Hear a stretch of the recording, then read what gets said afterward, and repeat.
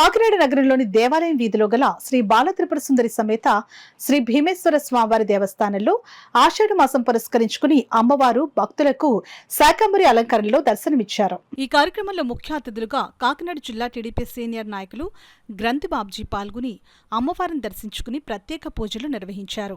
ఈ సందర్భంగా ఆయన మాట్లాడుతూ ప్రతి ఏడాది మాదిరిగానే ఆషాఢ మాసం పురస్కరించుకుని అమ్మవారిని శాకంబరిగా అలంకరించడం జరిగిందని అన్నారు. దేవాదాయ శాఖ అధికారులు, కమిటీ సభ్యులు సుమారు 12 టన్నుల ఆకుకూరలు, కూరగాయలు, పండ్లతో చక్కగా ఆలయాన్ని అలంకరించడం జరిగిందని అన్నారు. ఇందుకు సహకరించిన ప్రతి ఒక్కరికి ఆయన కృతజ్ఞతలు తెలిపారు.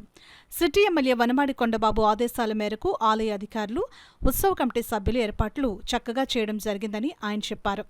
ఈ కార్యక్రమంలో ఆలయ కార్యనిర్వహణాధికారి ఆర్ రాజేశ్వరరావు, ఉత్సవ కమిటీ సభ్యులు అద్దేపల్లి గంగరాజు, దంగేటి సతీష్, బచ్చు శేఖర్, కె వైకుంఠరావు, కె సుబ్రహ్మణ్యం, బొబ్బిలి గోవిందు, దవులూరి వీరభద్రరావు, ఎన్ మురళి, వంకాయల కృష్ణ, లక్ష్మి, సతీష్, గోపాల్ కృష్ణ తదితరులు పాల్గొన్నారు.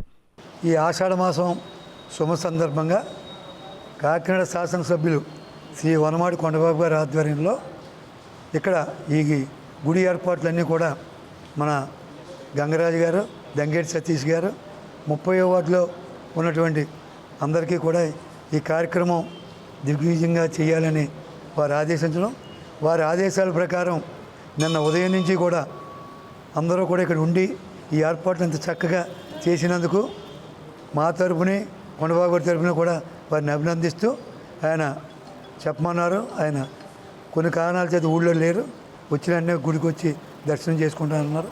ఇంత చక్కటి ఏర్పాటు చేసినటువంటి గంగరాజు గారు, సతీష్ గారు, 30వ వార్డు లీడర్స్ అందరికీ కూడా హృదయపూర్వకమైనటువంటి అభినందన తెలియపరచుకుంటాం.